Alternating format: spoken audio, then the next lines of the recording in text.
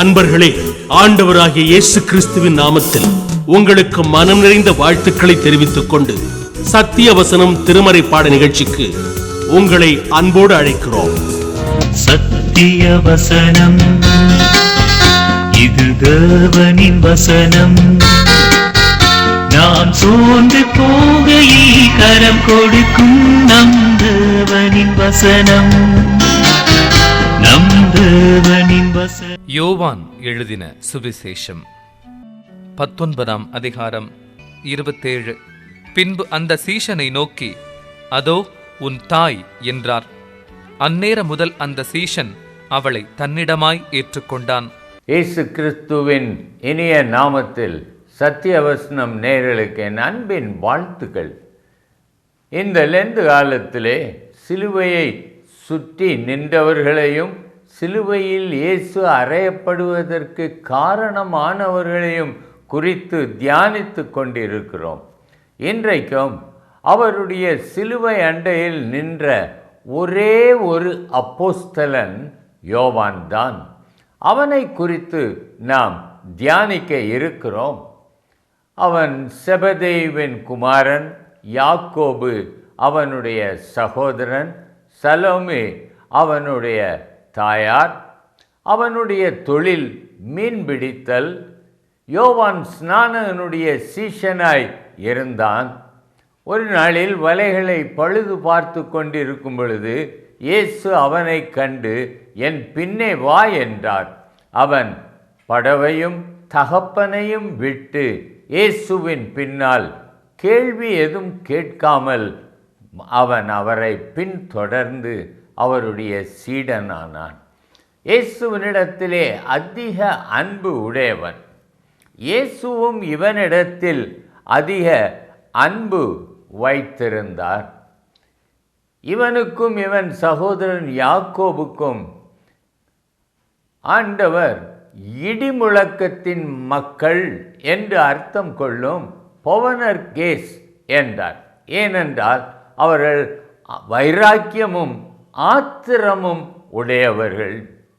ஒரு முறை ஒரு கிராமத்தார் இவர்களை ஏற்றுக்கொள்ளாத பொழுது அவர்கள் ஆண்டவரை நோக்கி, ஆண்டவரே, எலியா வானத்திலிருந்து அக்கினியை இறக்கினது போல் இந்த ஜனங்களை நாம் அக்கினியை இறக்கி அழிப்போமா என்றான். ஆண்டவர் அவர்களை அதட்டி, இன்னும் ஆவி உடையவர்கள் என்று நீங்கள் அறியீர்கள் என்று சொல்லி அவர்களுக்கு தாம் வந்த நோக்கத்தை அறிவுறுத்தினார். மனுஷகுமாரன் அழிப்பதற்கல்ல, ரட்சிப்பதற்கே வந்திருக்கிறார் என்று அவர்களுடைய நோக்கத்தை மாற்றினார். அதன் பின்னதாக அவர்கள் உள்ளத்திலும் அன்பு நிறைய ஆரம்பித்தது. இவனை அன்பின் சீடன் என்றும் சொல்லுவார்கள். ஆனாலும் அவர்கள் மனிதர் தானே. ஒரு தடவை பரலோகத்திலே, இயேசுவே, உமக்கு வலது பாரிசத்தில் ஒருவனும் இடது பாரிசத்தில் ஒருவனுமாக நாங்கள் இருவர்தான் இருக்க வேண்டும் என்று கேட்டார்கள். இயேசு சொன்னார், என் பிதாவினால் எவர்களுக்கு ஆயத்தம் பண்ணி இருக்கிறதோ அவர்களுக்கே அன்றி மற்றவர்களுக்கு கொடுப்பது என் காரியம் அல்ல என்று அவர்களை அவர் தள்ளிவிட்டார். சகோதரனே, சகோதரியே, இந்த யோவான் வேதத்திலே யோவான் எழுதின நற்செய்தி, யோவான் எழுதின நிருபங்கள் 3, வெளிப்படுத்தின விசேஷத்தையும் எழுதினவன் இந்த யோவான் தான். இவனை குறித்து சொல்லும் காரியம் என்னவென்றால், ரோமர் ராஜன் இவன் மேல் கோபம் கொண்டு இவனை கொதிக்கும் எண்ணெயில் போட்டுவிட்டான். ஆனால் எப்படியோ ஆண்டவருடைய கிருபையால் இவன் அங்கிருந்து தப்பித்து வந்துவிட்டான். இவனுடைய கால்கள் நடக்க முடியாதபடி ஆகிவிட்டது. ஆகையால் இவனை தூக்கி சுமந்து கொண்டே சபைகளுக்கு சென்றார்கள். இவன் எபேசு சபையிலே அவன் பேராயராக இருந்தவன். இவனுடைய முக்கிய சீடர்களில் இவனை அதிகமாக பின்பற்றினவர்கள் யார் என்றால் போலிகார்ப் என்ற பிஷப். இவன் எப்படி இயேசுவை மறுதலிக்காமல் இருந்தானோ அதே விதமாக அந்த போலிகார்ப்பும் இயேசுவை மறுதலிக்கவில்லை.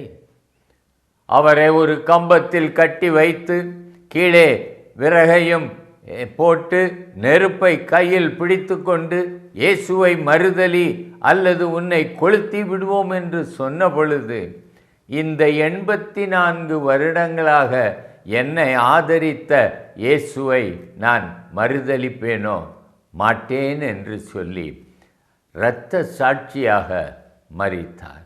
ஆனால் இந்த யோவானுக்கு அந்த பாக்கியம் கிடைக்கவில்லை. இவன் பத்மு தீவிலே இவன் தனிமை சிறையில் அடைக்கப்பட்டான். ஆனால் அவனுக்கு அது தேவனுடைய நோக்கமாய் இருந்தது. ஏனென்றால் அங்கே இவனை ஆவிக்குள்ளாக்கி சீக்கிரத்திலே சம்பவிக்க வேண்டியவைகளை இவனுக்கு போதித்து இவன் அவற்றை ஒரு புஸ்தகத்திலே எழுதினான். அந்த வெளிப்படுத்தின விசேஷத்தின் தலைப்பை பார்ப்போம் என்றால், திவ்ய வாசகனாகிய யோவானுக்கு வெளிப்படுத்தின விசேஷம் என்றுதான் இருக்கும். ஆகவே இந்த யோவான் இயேசுவினிடத்திலே விசேஷித்த கிருபை பெற்றவன்.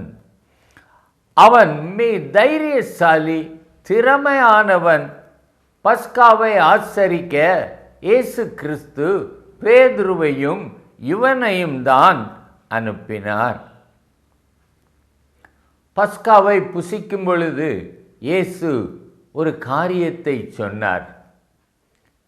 உங்களில் ஒருவன் என்னை காட்டிக் கொடுப்பான் என்று மிகுந்த வியாகுலத்தோடே சொன்னார். அப்பொழுது எல்லாரும் ஆண்டவரே நானோ நானோ என்றார்கள். ஆனால் இந்த யோவான் மாத்திரம் ஆண்டவரே அவன் யார் என்று கேட்டான். இவனுக்கு ஒரு திட்டமான அறிவு ஒன்று உண்டு, அல்லது வைராக்கியம் ஒன்று உண்டு. என்ன நேர்ந்தாலும் நான் இயேசுவை மறுதலிக்க மாட்டேன், காட்டிக் கொடுக்க மாட்டேன் என்று. ஆகவேதான் அவன் யார் என்று கேட்டான். அந்த ராப்போஜனம் முடிந்த பின் எல்லாரும் கெத்சமனே தோட்டத்திற்கு போனார்கள். இயேசு யோவானையும் யாக்கோபையும் பேதுருவையும் தனியாக அழைத்து 1 மணி நேரம் எனக்காக இங்கே இருந்து ஜெபம் பண்ணுங்கள் என்றார்கள். அவர் தள்ளி போய் ஜெபம் பண்ணினார். இவர்களோ நன்றாக தூங்கிவிட்டார்கள். என்ன நடந்தது? இயேசுவின் பாடுகளில் கொஞ்சங்கூட பங்கு இல்லாமல் போயிற்று. சகோதரனே, சகோதரியே, தேவன் உனக்கும் தன்னுடைய பாடுகளில் கொஞ்சமாவது பங்கு வேண்டும் என்று உனக்கும் சில கஷ்டங்களையும் சில வேளைகளிலே ஜெபம் பண்ணு என்றும் சொல்லுவார். ஆனால் நான் அந்த நேரத்திலே பிறகு ஜெபிக்கிறேன் என்று சொன்னால் நான் அந்த வாய்ப்பை இழந்து போவேன். நிச்சயமாக நீ இயேசுவை நேசிப்பாய் என்றால் ஆண்டவர் தனக்காக ஜெபம் பண்ண உன்னை நிச்சயம் கேட்பார். தனக்காகவும் தன் சபைக்காகவும் தான் சிருஷ்டித்த உலகத்தில் உள்ளவர்கள் மீட்படைய வேண்டும் என்று உன்னை ஒரு ஆத்ம பாரம் கொள்ளும்படி அவர் கேட்கிறார். இன்றைக்கு நீங்கள் எப்படி இருக்கிறீர்களோ எனக்கு தெரியாது. ஆனால் கெத்சமனேயிலே இவர்கள் 3 பேரும் தூங்கி ஒரு அருமையான வாய்ப்பை இழந்து போனார்கள். நீங்களும் அப்படிப்பட்ட ஒரு வாய்ப்பை இழந்து போகாதிருங்கள். அநேகருக்காக ஜெபியுங்கள், ஜெபத்திலே தாங்குங்கள். இந்த யோவான் கெத்சமனேயில் இருந்து அவரை பிடித்து கொண்டு அன்னா என்பவனுடைய அரண்மனைக்கு கொண்டு போனார்கள். யோவான் அந்த பிரதான ஆசாரியனுக்கு வேண்டியவனாய் இருந்தபடியால், அதாவது நன்கு தெரிந்தவனாய் இருந்தபடியால், வெளியே பேதுரு நின்று கொண்டிருக்கும்போது இவன் தைரியமாய் உள்ளே போனான். ஒருவரும் இவனை தடுக்கவில்லை. நேரே உள்ளே போய் ஏதோ பேசிவிட்டு வெளியே வந்து வாசல் காப்பவர்களிடத்திலே பேசி பேதுருவை உள்ளே அழைத்து கொண்டு போனான். தான் கூட்டி வந்த ஒருவரை விட்டுவிட்டு தன்னை விசேஷித்தவனாக காண்பிக்க அவனுக்கு மனதில்லை. பேதுருவையும் தன்னோடு உள்ளே அழைத்து கொண்டு போனான். ஆனால் பேதுருவோ அங்கே இயேசுவை மறுதலித்தான். அந்த வேதனை தாங்க முடியாமல் பேதுரு வெளியே வந்து மனம் கசந்து அழுது ஓடியே போய்விட்டான். சீஷர்கள் இடத்திற்கு போய் சேர்ந்து விட்டான். எவ்வளவாய் வேதனைப்பட்டானோ அது அவனுக்குத்தான் தெரியும். ஆனால் யோவான் மட்டும் இயேசுவோடு கூட இருந்து அவன் கல்வாரி சிலுவை அண்டையிலும் அவன் நின்றான். வாழ்ந்திருக்கும்போது எல்லாரும் இயேசுவினிடத்திலே நெருக்கமாக வந்தார்கள். அவரிடத்திலே பேசி எல்லாம் செய்தார்கள். ஆனால் இயேசு பாடுபடும் பொழுது மற்ற சீடர்கள் எங்கே போனார்களோ தெரியாது. ஆனால் இந்த யோவான் மட்டும் இயேசுவோடு கூடவே இருந்தான். எருசலேமுக்கு பவனியாக வரும்பொழுது ராஜா என்று ஜனங்கள் வாழ்த்தின பொழுது அங்கே சீடர்கள்லாம் இயேசுவுக்கு நெருக்கமானவர்கள் என்று காட்டிக்கொண்டு வந்தார்கள். ஆனால் அவருக்கு ஒரு அவமான நிலைமை ஏற்படும் போதோ ஒருவரையும் காணோம். அதைத்தான் சொல்லுவார்கள், நீ சிரித்தால் உலகம் உன்னோடு சிரிக்கும், ஆனால் நீ அழும்பொழுது தனியாகவே அழுவாய். ஆனால் இந்த யோவான் அதற்கு ஒரு விதிவிலக்காக அவரை விடவில்லை. ஆனால் அந்த வைராக்கியமாய் தொடர்ந்ததற்கான ஒரு விசேஷித்த பலனையும் அவன் பெற்றுக்கொண்டான். அது என்ன? ஆண்டவர் சிலுவையிலிருந்து யோவானை பார்த்து பேசினார். அவனுக்கு ஒரு பொறுப்பை கொடுத்தார். தன் குடும்பத்தின் கடமையை நிறைவேற்ற வேண்டியது இயேசுவுக்கு இருந்தது. அதை நிறைவேற்றக்கூடியவன் தனக்கு பதிலாக தன் தாயை கவனிக்க கூடியவன் இந்த யோவான் தான். ஏனென்றால் அவன்தான் எத்தனை கஷ்டங்கள் வந்தாலும் என்னை விட்டு பிரியாமல் இருக்கிறான் என்று நினைத்து அவனிடத்திலே அதோ உன் தாய் என்று சொல்லி அவளை இவனுடைய பராமரிப்பில் ஒப்பு கொடுத்தார். அவன் அந்நேரம் முதல் அவளை தன் தாயாக ஏற்றுக்கொண்டான். பொறுப்புகளை ஏற்றுக்கொள்ளுகிற ஒரு தன்மை உள்ளவனாக இந்த யோவான் காணப்பட்டான். இன்றைக்கு நீங்கள் எப்படி கிறிஸ்துவுக்காக பொறுப்புகளை ஏற்க தயங்குகிறீர்களா? ஆண்டவர் உங்களோடு இருப்பார். இன்னும் பாருங்கள், அவர் யோவானுக்கு இன்னும் ஒரு விசேஷித்த காரியத்தை வைத்திருந்தார். அது என்னவென்றால், சீஷர்கள் ஒரு நாள் அவரிடத்தில் கேட்டார்கள், உம்முடைய வருகைக்கும் உலகத்தின் முடிவிற்கும் அடையாளம் என்ன என்று கேட்டார்கள். இயேசு கிறிஸ்து கொஞ்சம் காரியங்களை சொன்னார். ஆனால் முழுவதையும் வெளிப்படுத்துவதற்கு யோவானைத்தான் தெரிந்து கொண்டார். இவன் பத்மு தீவிலே தனிமை சிறையில் இருக்கும் பொழுது இவனை ஆவிக்குள்ளாகி தாம் வரும் முன்னதாக நடக்கிற அடையாளங்கள், இரகசியங்கள் எல்லாவற்றையும் அவனுக்கு போதித்தார். அவன் எல்லாவற்றையும் எழுதினான். அதிலே அநேக காரியங்கள் நமக்கு விளங்கிக் கொள்ள மிகவும் கடினமானவைகள். ஆனால் அந்தி கிறிஸ்துவை குறித்து அவன் அழகாக தெளிவாக சொல்லியிருக்கிறான். ஆகையால் அந்த துன்ப காலத்தில் நாம் தப்பித்து கொள்வதற்கு வெளிப்படுத்தின விசேஷத்தை நாம் வாசித்தால் முன்னதாக எப்படி வரும், எப்படி இருக்கும் என்று அறிந்து கொள்ளலாம். பரலோகத்தின் மேன்மைகளையும் அவனுக்கு காண்பித்தார். மணவாட்டியாகிய எருசலேம் பரலோகத்தில் இறங்குவதை அவனுக்கு காண்பித்தார். எத்தனை பாக்கியம்! இயேசுவை நீங்கள் உறுதியாய் கடைசி வரைக்கும் பிடித்து கொண்டிருப்பீர்கள் என்றால் நிச்சயமாகவே உங்களுக்கும் ஆண்டவர் ஒரு பெரிய பொறுப்பை கொடுப்பார். அன்பு செலுத்தினால் பொறுப்பு, அதிக அன்பு செலுத்தினால் இன்னும் பெரிய பொறுப்பு. ஆகவே இந்த யோவான் கல்வாரி சிலுவை அண்டையில் நின்று கொண்டிருந்த பொழுதும் அவன் இயேசுவினிடத்தில் அன்புள்ளவனாக இருந்ததினால் இயேசு அவனோடு பேசினார். இதிலிருந்து நாம் தெரிந்து கொள்வதென்ன? இயேசுவை ஒரு காலத்திலும் மறுதலிக்க கூடாது.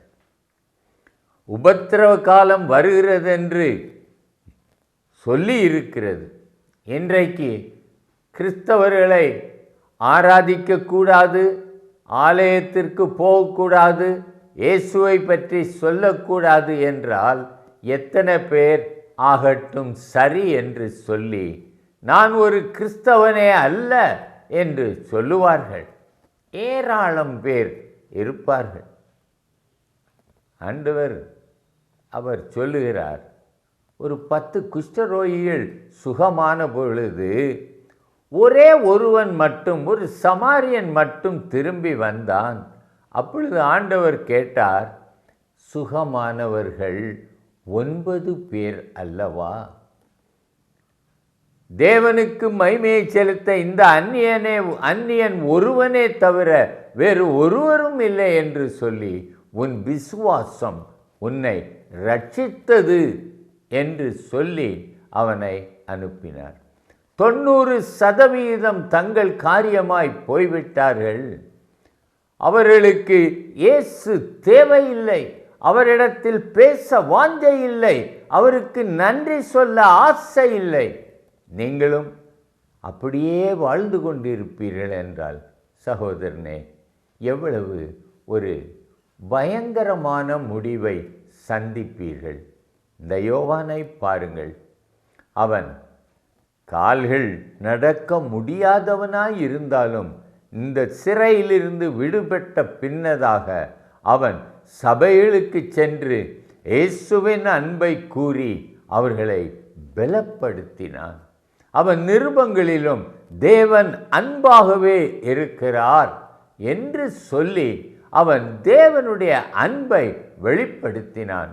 யோவான் 3:16 சொல்லுகிறது, இவ்வளவாய் தேவன் உலகத்தில் அன்பு கூர்ந்தார் என்று.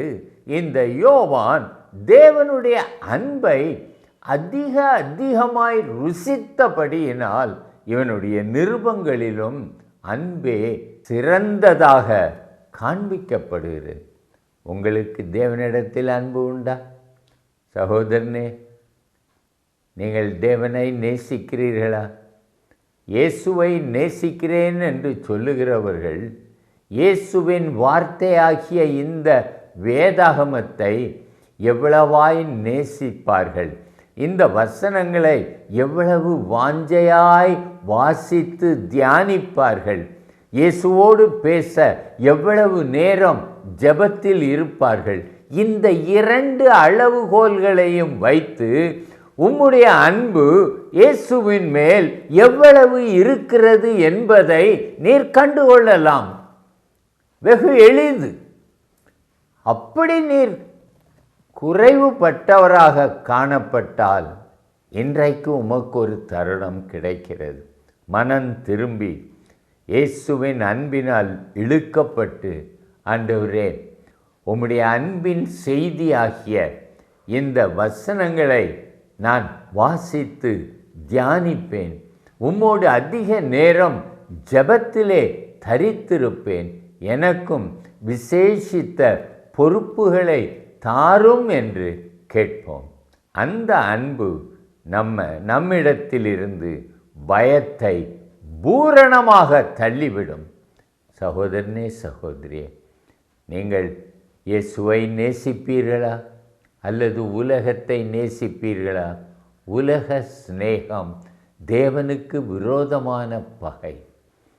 உலகத்தை வெறுத்து, சுயத்தை வெறுத்து, மாம்ச இச்சைகளையும் மேன்மைகளையும் வெறுத்து இயேசுவோடு நீங்கள் இருப்பீர்கள் என்றால் இம்மையிலும் பாக்கியவான்களாய் இருப்பீர்கள், மறுமையிலும் பாக்கியவான்களாய் இருப்பீர்கள். அப்படி செய்வீர்களா? ஜெபிக்கலாம்.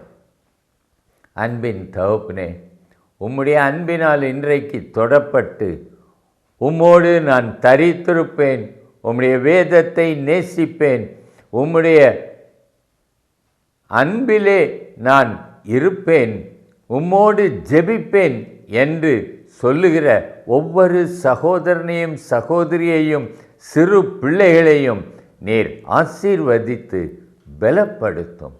இயேசு நாமத்தில் ஜெபிக்கிறேன் பிதாவே, ஆமென்.